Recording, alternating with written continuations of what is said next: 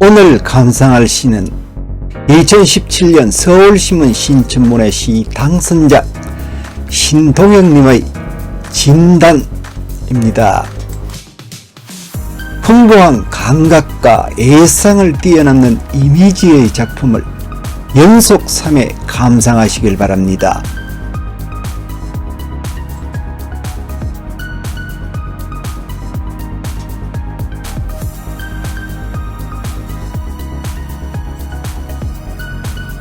머리를 자르면 물고기가 된 기분입니다.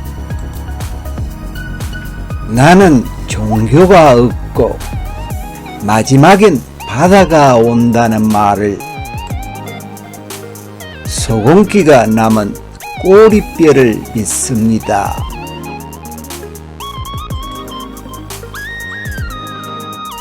훔쳐온 것들만이 반짝입니다. 지상의 명단에는 내가 없기에 나는 나의 줄거리가 됩니다.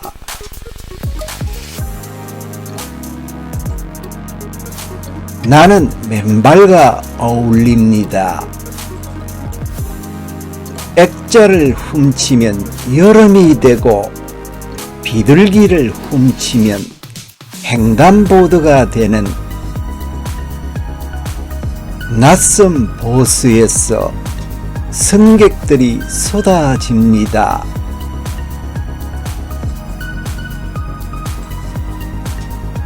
멀리서 보면 선인장 더미 같습니다. 서로를 끼얹자 모래가 흐릅니다. 모래가 나의 모국어가 아니듯 빈 침대는 바다에 대한 추문입니다.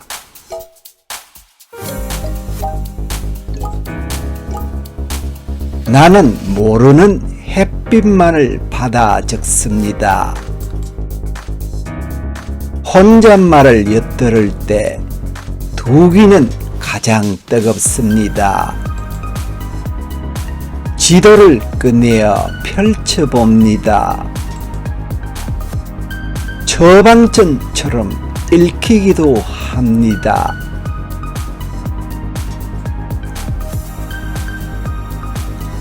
그러나 집으로 돌아가도 좋다는 말을 듣습니다. 숨을 쉴 때마다 나도 모르게 호주머니가 깊어집니다.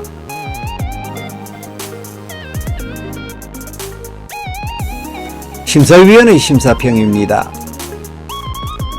신혜란 새롭게 등장해 만만치 않은 실력이나 기세를 떨치는 대상을 향해 쓰는 말이다.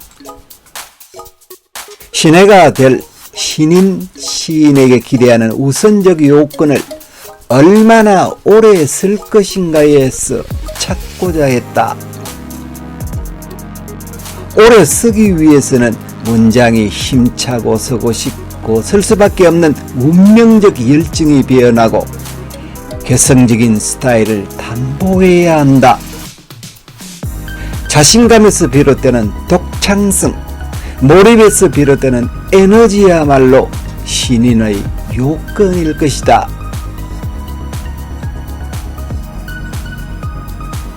당선작은 보들레르에서 이상에 이르기까지 세계에 대한 병리학적 진단은 현대시의 오랜 자세다. 지도와 처방전을, 모래와 모국어를, 침대와 바다에 대한 추문을 연결시키는 감각은 풍부하고 그 이미지는 예상을 뛰어넘는다. 시인은 혼잣말을 엿들을 때 두 귀가 가장 뜨거워지는 부재의 역설을, 모르는 햇빛만을 받아 적는 시의 비의를 잘 알고 있는 듯하다. 막 탄생하려는 에너지로 가득 차 있으며 독자로 하여금 의문의 창문들을 열게끔 설계된 그의 시편들이 끊임없는 자기 갱신으로 시간의 수압을 잘 견뎌내기 바란다.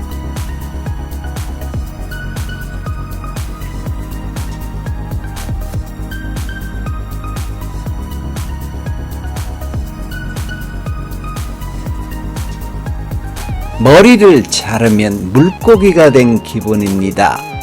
물고기는 바다에서 유영을 잘 하죠. 그래서 세상을 잘 헤쳐나갈 것 같은 기분이다. 나는 종교가 없고 마지막엔 바다가 온다는 말을 바다, 원하는 곳 혹은 새로운 세상, 소금기가 남은 꼬리뼈를 믿습니다. 꼬리는 방향을 이렇게 조절하죠. 그리고 꼬리뼈는 마지막 희망일 수 있겠죠.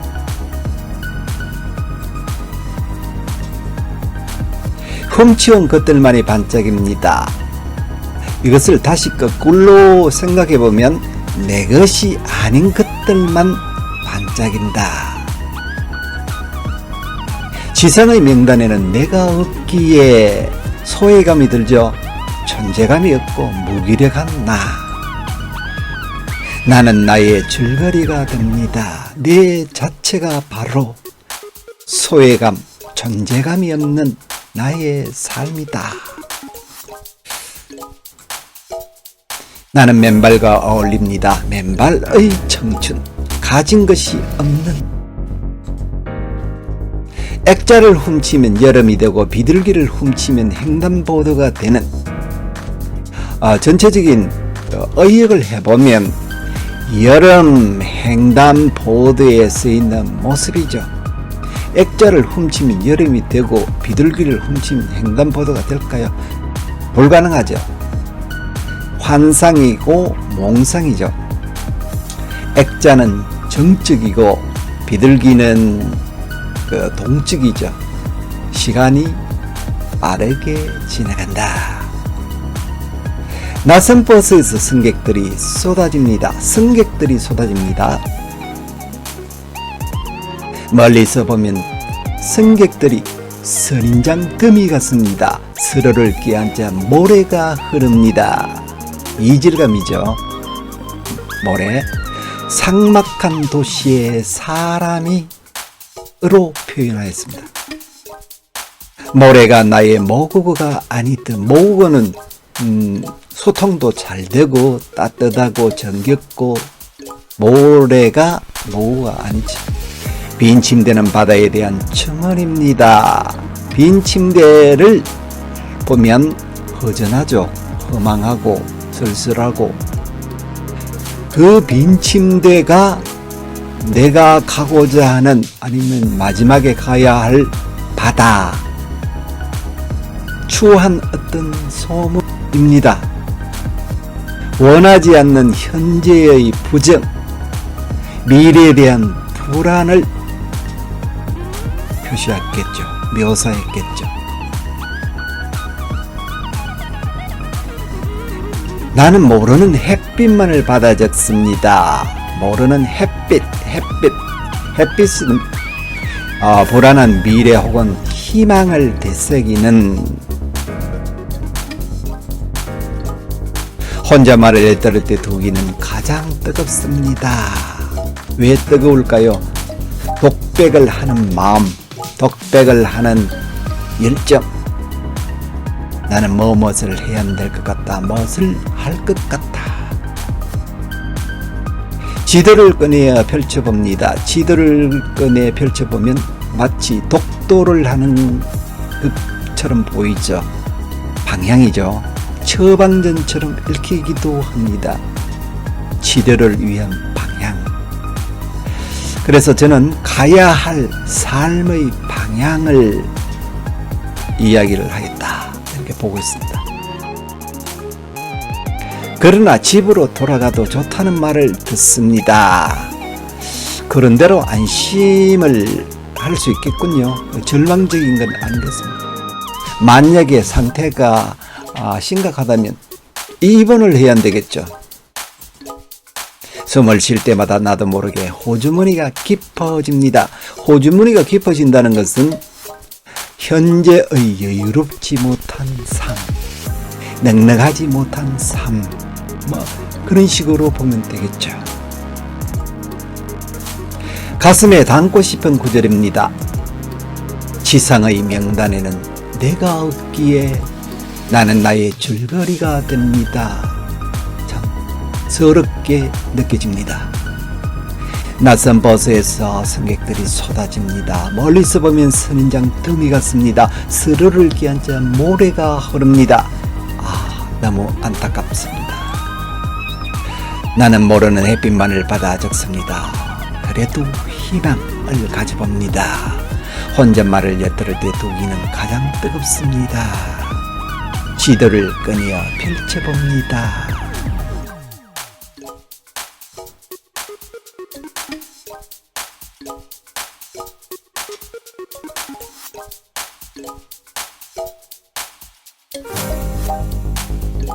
머리를 자르면 물고기가 된 기분입니다. 나는 종교가 없고 마지막엔 바다가 온다는 말을 소금기가 남은 꼬리뼈를 믿습니다.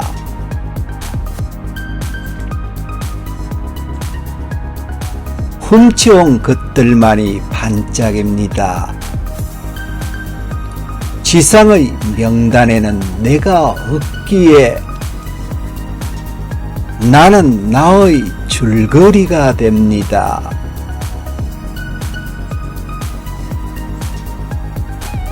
나는 맨발과 어울립니다. 액자를 훔치면 여름이 되고 비둘기를 훔치면 횡단보도가 되는 낯선 버스에서 승객들이 쏟아집니다.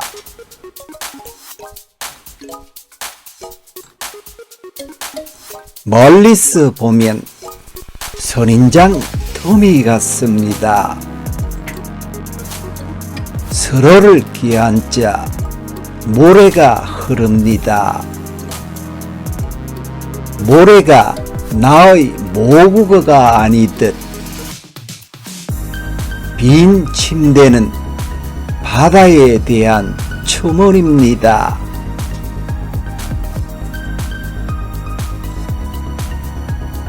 나는 모르는 햇빛만을 받아 적습니다. 혼잣말을 엿들을 때 두기는 가장 뜨겁습니다. 지도를 꺼내어 펼쳐봅니다. 처방전처럼 읽히기도 합니다.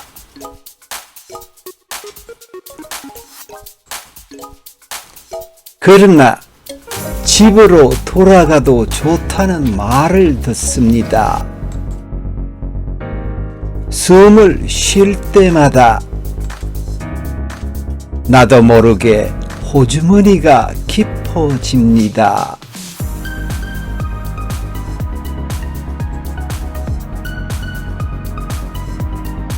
삶의 비타민C입니다.